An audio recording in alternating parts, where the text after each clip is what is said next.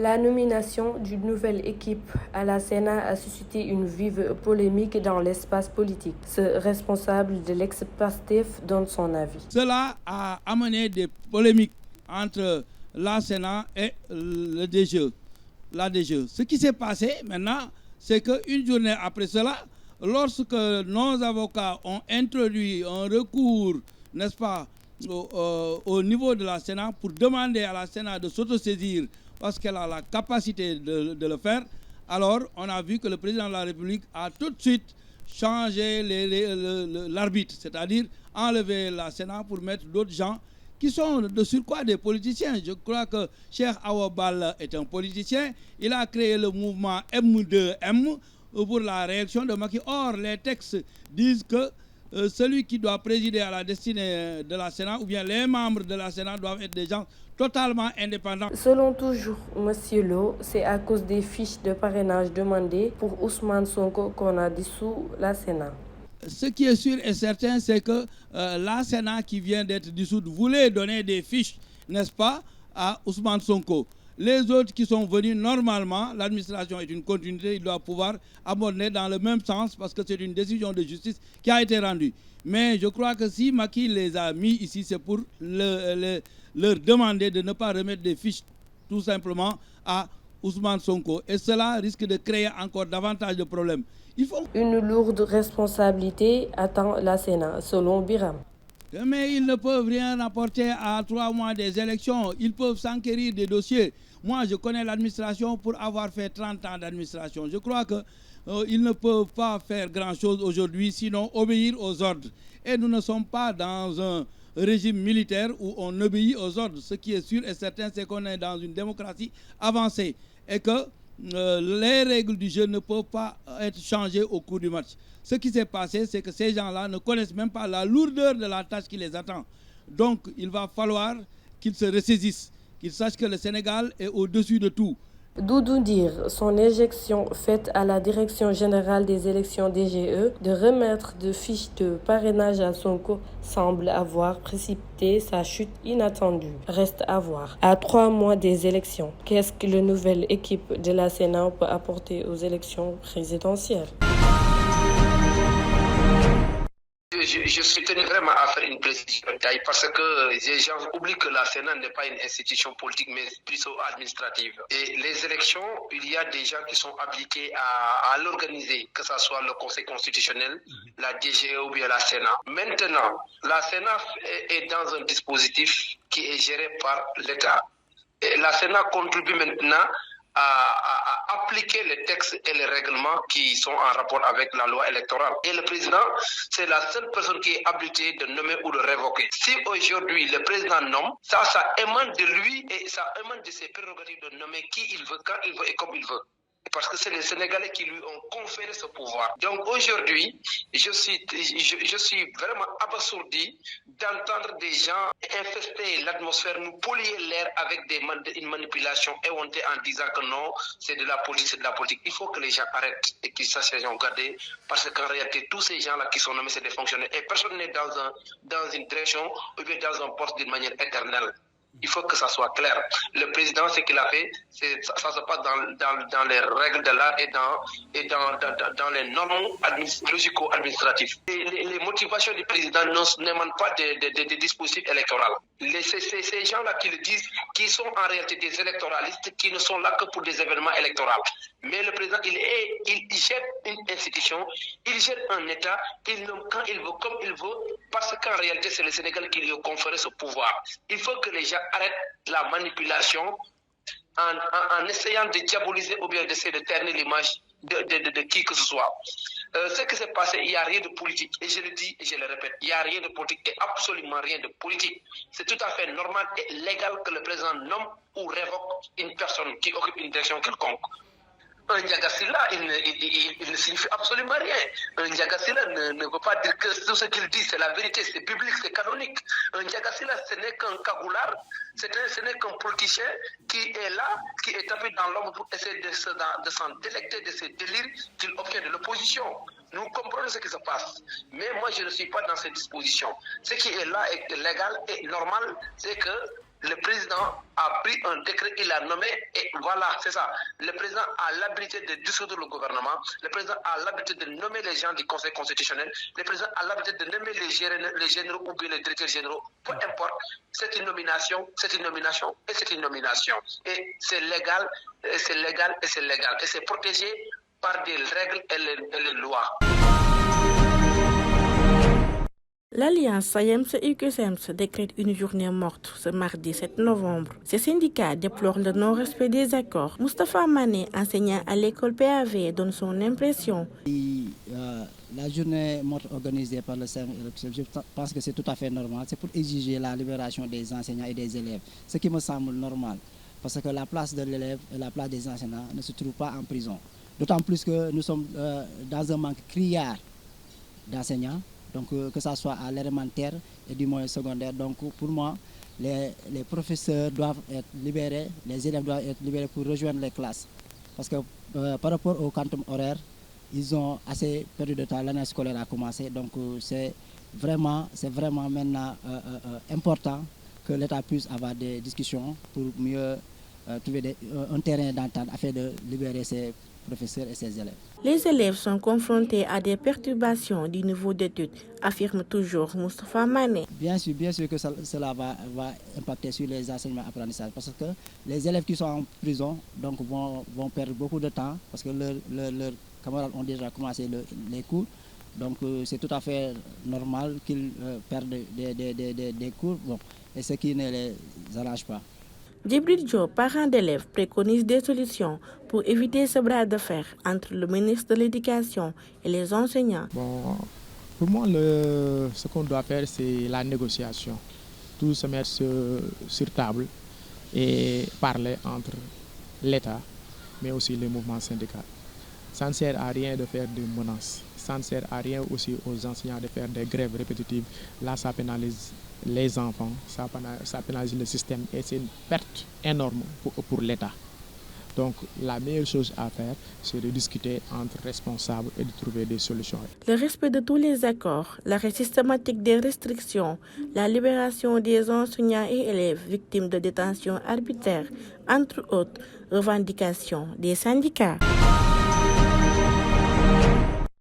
La prison est considérée comme un lieu de détention punitive à l'égard des fautifs, inculpés pour des délits plus ou moins graves. Mais un jour, ils sont en droit de regagner la liberté. Dès lors, se pose la problématique de leur réinsertion dans la société. Le fait d'être en prison, c'est pas un crime quand même. Hein? Bon, les gens, toutes sortes d'individus peuvent aller en prison. Bon, mais donc il n'y a pas à faire de complexe. Et puis les gens aussi ne doivent pas les regarder d'un œil malheureux, d'accusations. C'est pas évident. Si vous voyez bien, tous les gens qui sont des gens très bien, même des chefs religieux, des cadres, ils sont passés en prison. On prend l'exemple du président Ahmed Abdoulaye Wade. Combien de fois il a fait la prison, il trouve. Et ça ne l'a pas empêché d'être président. Selon El Hadj Ousmane, la population doit comprendre que la prison est juste un lieu de rééducation et de repentir. La prison est un endroit où tout le monde peut s'y retrouver. N'importe qui peut y aller. Et parfois, c'est par injustice qu'on emprisonne une personne. Mais l'importance est que l'ex-prisonnier doit tirer des leçons dès sa sortie en cellule et ne plus refaire les mêmes erreurs. Après avoir vécu des conditions de vie très difficiles en prison, on est obligé de subir le regard méfiant de la société. Arnaudine, un ancien détenu, se confie. La prison est un endroit d'intimidation. J'y ai passé un mois. J'étais à la chambre 24. J'ai même rencontré une personne qui est à cause d'un sachet de lait de 50 francs. Donc j'invite le gouvernement parfois d'y faire un tour pour voir les conditions dans lesquelles se trouvent les prisonniers. Car il y en a même qui commencent à perdre la tête. D'autres sont gravement malades.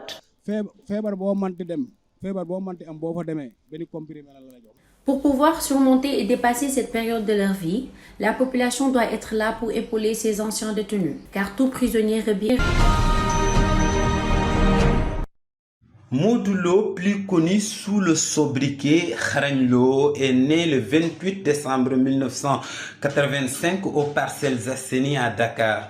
Il est un champion de lutte, chef de file de l'écurie Rock Énergie et actuellement le roi des arènes de lutte sénégalaise. Modou Lo utilise souvent ce terme Hamga. Il est attaché au Coran, c'est pour cela que beaucoup de personnes pensent qu'il n'est plus mystique. Pour une carrière qui a réellement démarré en 2006 et qui connaît une envergure jamais égalée en termes de popularité, seul Modou Lo en est capable. Révélation sous la férule de Biram Ndiaye de Sakou Xam Xam. Dans le Mbapat, Modou Lo ne tarde pas à faire parler de lui en enfilant les victoires les unes après les autres. Le CLAF de 2008 le propulse au devant de la scène. Dans ce CLAF organisé par Gaston Mbengue, Modou Lo va faire le ravage de Paul Maurice, Tafa Boy Bambara, Papa Sow. Donc KO, il terrasse le recordman des victoires, 26 au total, Boy Kairé. Après sa première défaite infligée par Balla Gaye 2 de l'écurie Balla Gaye, fils de Double S, contre toute attente, la cote de popularité de Modou Lo avait atteint le sommet. Il se refait sur Bayman John qui conteste jusqu'à présent sa défaite avant de faire match nul contre Lac de Guerre 2 en 2011. Modou Lo s'attaque à du lourd, Gris Bordeaux qu'il gagnera sur décision arbitrale avant de terrasser Eumeu Sène avec la manière. Mais Modou Lo sera stoppé une deuxième fois par Bombardier qui défendait son titre de roi des arènes entre-temps pour avoir battu Balla Gaye 2. Il reprend sa marche victorieuse en terrassant encore une fois Gris Bordeaux avec ce remake au 28 janvier. Modou Lo va en défaire avec Lac de Guerre 2 qui a glané des galons entre-temps. Modou Lo a confirmé sa suprématie dimanche soir en infligeant à Ama Baldé sa troisième défaite. Après 4 ans d'attente, le Parcellois a retrouvé l'arène nationale où il conserve son titre de roi des arènes grâce à une victoire acquise après l'intervention de la... Les Parcellois ont vibré à l'unisson après la victoire de Modou Lo sur Ama Baldé, un 21e succès pour le leader de l'écurie Rock Énergie. Samba exprime toute sa joie. Cette victoire ne nous surprend guère, car Modou a rivalisé durement avec son adversaire. Comme il l'a si bien affirmé dans son dicton, travaille beaucoup et parle peu. Des paroles bien méditées et traduites en actes. Lors de son entrée dans le stade, nous étions étonnés de ne pas le voir porter des gris-gris. Mais il a été très rusé. Sa stratégie s'est avérée payante. La technicité et le courage du roi des arènes ont fait la différence, à en croire ce fervent supporter. Modou Lo a adressé 22 coups à Ama Baldé. Cela a entraîné sa chute par 4 appuis à 3 reprises. C'est clair, cela ne fait l'ombre d'aucun doute. L'édile des Parcelles Assainies a encore du chemin à faire. Qu'a-t-on Lion de Pikine, il n'a pas démérité et le meilleur reste à venir. La maman de Modou Lo n'a jamais douté de la victoire de son fils, non sans oublier de remercier ses fervents supporters qui n'ont ménagé aucun effort pour cette très belle mobilisation. Je suis très contente que cette victoire lui apporte bénédiction, longue vie, paix et prospérité. Je remercie tout le monde pour cette belle mobilisation.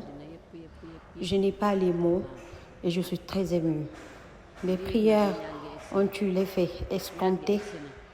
Je remercie Dieu le Tout-Puissant.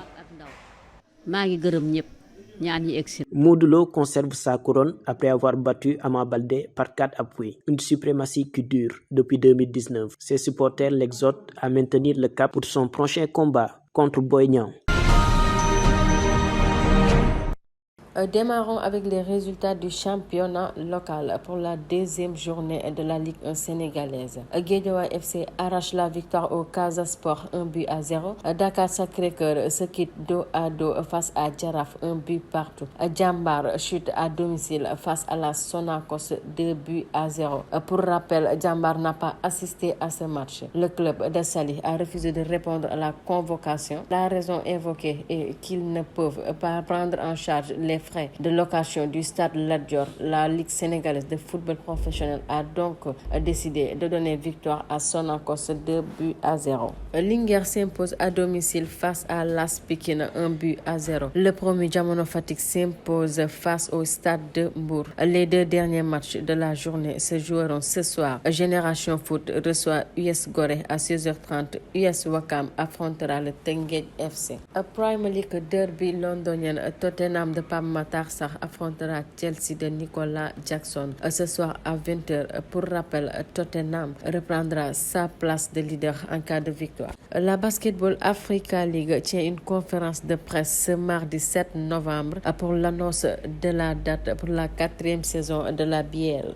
Terminons avec la lutte sénégalaise. Modou Lo conserve son titre de roi des arènes. Le lutteur de Rock Énergie a confirmé sa suprématie ce dimanche 5 novembre en infligeant à Ama Baldé sa 3e défaite. En seulement 56 secondes, Modou Lo met Ama en 4 appuis et enchaîne 22 coups au prodige de Pikine. Une défaite amère pour Ama qui visait la couronne.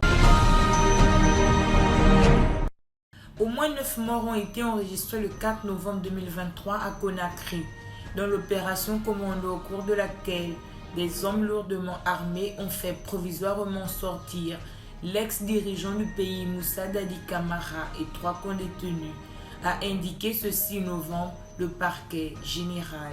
Le calme est revenu hier dans la capitale au lendemain d'une journée de tension. 3 de ces évadés, dont Dadi Camara, ont retrouvé leur cellule samedi soir, mais pas l'ancien ministre de la Sécurité de la junte, toujours recherché par les autorités. Le mouvement burkinabé des droits de l'homme et des peuples s'insurge contre une vague de réquisitions de citoyens pour la guerre. Dans un communiqué, il dénonce l'enrôlement massif de personnes ciblées par le pouvoir militaire en place pour lutter contre le terrorisme. Une réquisition en application du décret sur la mobilisation générale et la mise en garde adoptée en avril dernier. Des violents combats font rage dans le nord de la bande de Gaza, que l'armée israélienne a affirmé avoir coupé en deux, refusant de céder aux appels de plus en plus pressants à une trêve humanitaire. Ces bombardements touchent durement les civils, y compris dans le sud du territoire. Quelques 2,4 millions de Palestiniens sont soumis à un siège qui les prive d'eau et de nourriture, ainsi que d'électricité depuis le 9 octobre.